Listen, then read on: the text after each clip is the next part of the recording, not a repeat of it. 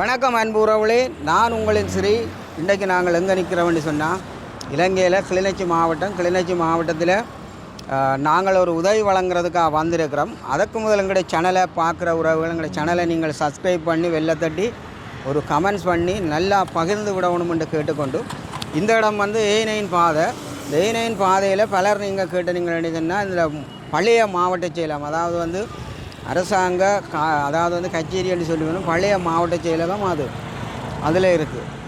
இங்கே பாருங்க, அதில் வந்து இப்போ வந்து ஆரம்பி, அதாவது வந்து மோட்டார் போக்குவரத்து திணைக்களமையானது, அந்த மாவட்ட செயலகத்தை தான் இங்கே வந்து இதுக்குள்ளே வந்து நாங்கள் இங்கே வந்து மாற்றப்பட்டிருக்கு. அப்போ நீங்கள் சில பேர் வந்து தேடி திரிகிறீங்கள், பலர் வந்து பஸ்ஸில் இறங்காமல் 2 இடம்பெயர்வு காலத்துக்கு இருந்துட்டு நீங்கள் வேறு இடங்களுக்கு சென்ற பிறகு உங்களுடைய பிறப்பு சான்றிதழ் அன்றாட கடமைகள் சில விஷயங்களுக்காக நீங்கள் வரையக்களை நீங்கள் அங்கே போய் இங்கே கொண்டு அலைகிறீர்கள்.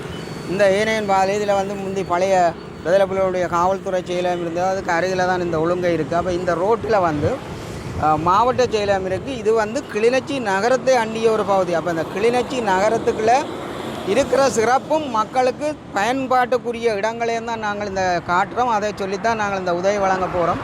இதில் பார்த்தா கிளிநொச்சியினுடைய கரைச்சி பிரதேச செயலகம் இருக்குது, அதையும் நாங்கள் காட்ட போகிறோம். அதே மாதிரி கிளிநொச்சி மாவட்டத்தினுடைய மாவட்ட காரியாலயம் இருக்குது. அதே போல் இது A9 பாதை. இப்போ அங்கே இருந்து இந்த கச்சேரி மாற்றப்பட்டிருக்கு. இதுக்குள்ளே வந்து வேறு பிரதேச செயலகங்களும் இருக்குது. இப்போ நாங்கள் போயிருக்க சில இடங்களை நாங்கள் காட்டுற உறவுகளே. நீங்கள் சில பேர் கேட்டிருந்தீங்கன்னா 93ஆம் ஆண்டுக்கு பிறகு நாங்கள் இந்தியாவில் வரையிலேன்னா இப்போ இந்த மாதிரி நிலைமைகள் எப்படி இருக்குது, நாங்கள் நீண்ட காலமாக புலம்பெயர் ஒரு வெளிநாடுகளில் வசிக்கிறோம்னு சொன்னீங்க. பலர் சில நாடுகளில் இருந்து கதைக்கிறீங்களா, கிளாலி பாதை ஊடாக நாங்கள் வந்து போன நேரங்களில் எல்லாம் வந்து ஒரு பொற்காலமாக இருந்தது. இப்போ வீதிகள் எல்லாம் வந்து அகற்றப்பட்டு ஒரு அபிவிருத்தி செய்யப்பட்டிருக்குதுன்னா இப்போ என்ன மாதிரின்னா நாங்கள் போய் 27 வருஷத்துக்கு மேலே வராமல் இருக்கிறோம். உங்களோட காணொலிகளில் தான் நாங்கள் சில இடங்களை காணக்கூடியதாக இருக்குது. நன்றி அண்ணா, தொடர்ந்து நீங்கள் இப்படியான இதுகளை தரவணுன்றதுக்காக தான் நாங்கள் இப்போ இந்த கிளிநொச்சி நகரத்துக்குள்ளே இருக்கிற சிறப்புகளும் மக்களுக்கு தேவையான விடயங்களை அண்டண்டாடு பயன்படுத்தக்கூடிய இடங்களை தான் நாங்கள் கடம்பாரங்க உறவுகளை காணொலிக்குள்ளே போவோம். அடுத்தது இதில் வந்து பிள்ளையா கோயில் இருக்குது. இது வந்து கிளிநொச்சி பிள்ளையா கோயில். பிள்ளையாவுக்கு அருகில் கச்சேரி. இதுக்கு இங்கால வந்து பிரதேசவையோடு சேர்ந்து இது ரொட்டிக்கோ மைதானம் என்று ஒரு காலம் அழைக்கப்பட்டது. இந்த மைதானங்களில் பல நிகழ்வுகள் நடைபெற்றது. பாதையில் வந்து தான் அந்த நிறுவனங்கள் இருக்குது. அதாவது வந்து மக்களுக்கு தேவையான விடயங்கள், அதாவது கச்சேரி மற்றது பிரதேச சபை என்று சொல்கிறது கரைச்சி பிரதேச சபை கிளிநொச்சி மாவட்டத்துக்குள்ளே வந்து இருக்குது. அப்போ இந்த இதில் வந்து இதுதான் இந்த கரைச்சி பிரதேச சபை. இதுதான் கரைச்சி பிரதேச சபை. அதே மாதிரி இங்கால பல வர்த்தக நிலையங்கள் இருக்குது. அப்போ நாங்கள் இதில் போயக்குள்ள நீங்கள் வர்ற உறவுகள் வந்து மிக அவதானமாக இருக்கணும்னா இதில் வந்து ரயில் கடவை ஒன்று இருக்குது.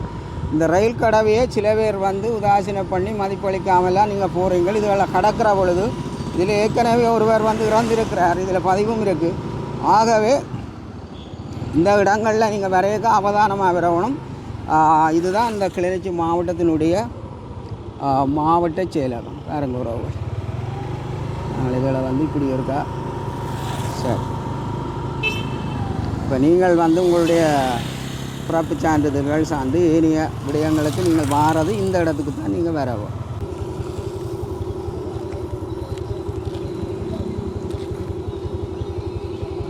நாங்கள் இந்த வழியில் தான் வந்து நாங்கள் அந்த ஏற்கனவே 2வது கட்ட உதவியை வழங்க போகிறோம். இந்த உதவியை யார் வழங்கினது, என்னத்துக்காக வழங்கியிருக்கிறோம், உலருணவு தான் நாங்கள் வழங்க போகிறோம்.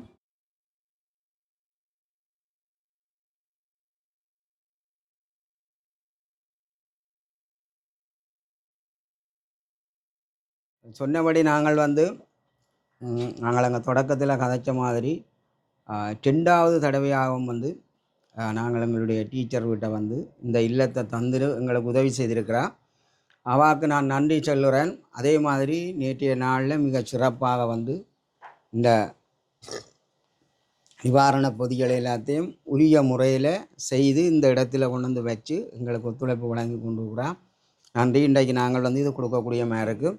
இன்றைக்கு வந்து கனடா தேசத்தில் வசிக்கிற அமரத்துவம் அடைஞ்சிருக்கின்ற ரமணன் சிவபரமானந்தன் அவர்களுடைய 13ஆம் ஆண்டு நினைவு நாளை முன்னிட்டு 12 குடும்பங்களுக்கான ஒரு உலருணவு பொதியை நான் வழங்குறதுக்கு கதைச்ச பொழுது அவர்கள் அந்த உலருணவு பொதியை வந்து 5000 ரூபாய்ப்படி உங்களுக்கு இன்றைக்கு உலருணவு பொதி வழங்கப்படுது. இவைகள் வந்து தொடர்ச்சியாக வந்து உதவி 2 வருஷங்களில் செய்து கொண்டு வரையினோம்.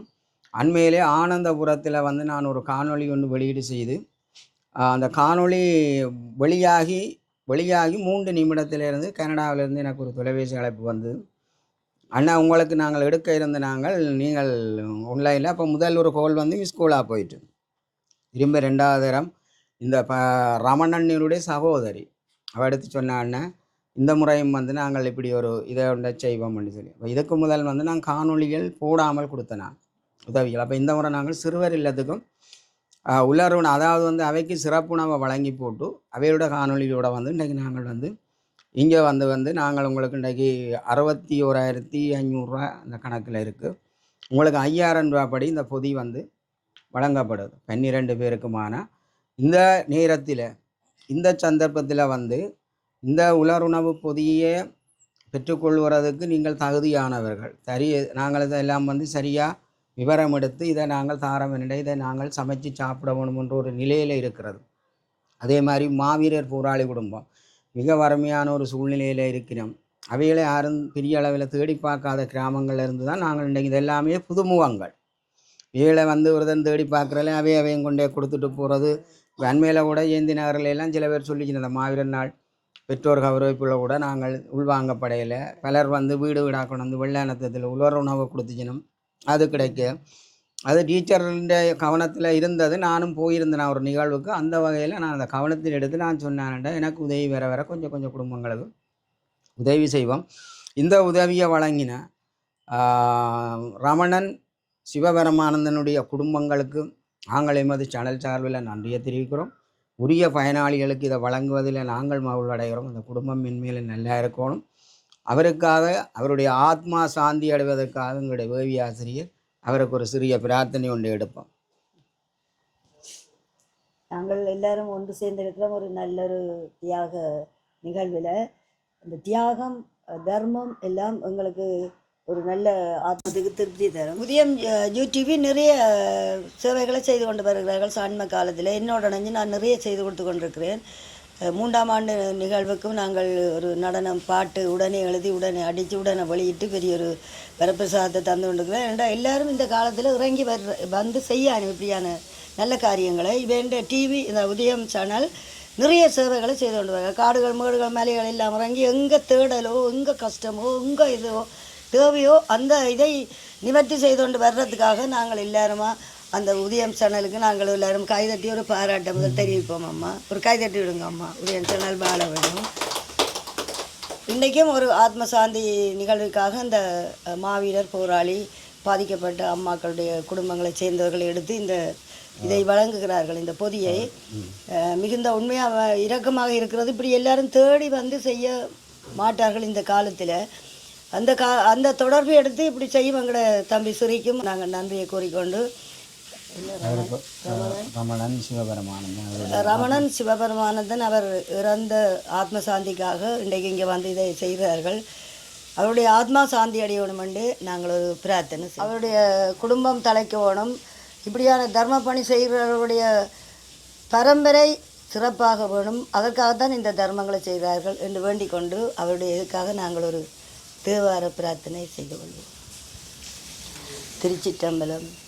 சலம்பூவோடு தூவம் மறந்தறியேன், தமிழோடிசை பாடல் மறந்தறியேன், நலந்தீங்கிலும் உம்மை மறந்தறியேன், உன்னாமம் என்னாவில் மறந்தறியேன், உலந்தார் தலையில் பலி கொண்டுழல்வார், உடலுள் ஒரு சூலை தவித்தருள்வார், அலைந்தேன் அடியேன் அதிகை கெடில வீரட்டான துறையம்மானே, வான்முகில் வளாது பெய்க மலிவளம் சுரக்க மன்னன், கோல்முறை அரசு செய்க குறைவிலாது உயிர்கள் வாழ்க, நான்மறை அறங்களோங்க நற்றவும் வேள்வி மல்க, மேன்மைக்குள் சைவ நீதி விளங்குக உலகமெல்லாம், எங்கிருந்தாலும் அவருடைய ஆத்மா சாந்தியடைய நாம் எல்லோரும் இணைந்து பிரார்த்திப்போமாக. ஓம் சாந்தி, ஓம் சாந்தி, ஓம் சாந்தி.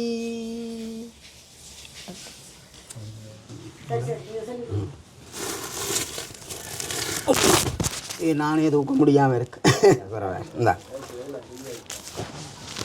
மற்றது அம்மா வாங்க, நீங்கள் இப்படி எடுத்துக்கொண்டு நீங்கள் விளைக்கிடலாம். என்ன அம்மா மாவிடும் மாவிடத்து அம்மா. சரி, கவனம் அம்மா. இதற்கா வேண்டி வைங்க. நீங்களும் வாங்க.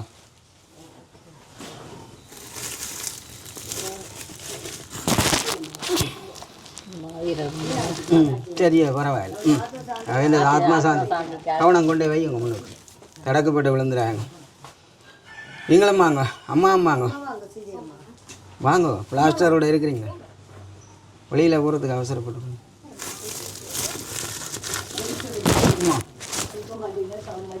யாரோட ரைட்.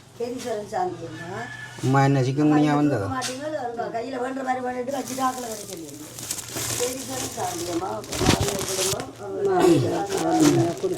எல்லாம் உதவிகள் குறைஞ்ச ஆக்களுக்கு இதை நாங்கள் வழங்கி கொண்டிருக்கிறோம். வாங்கோ.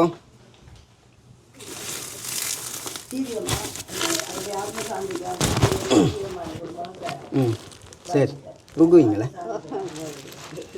ரைட். அடுத்த 2 3 பேர் வேற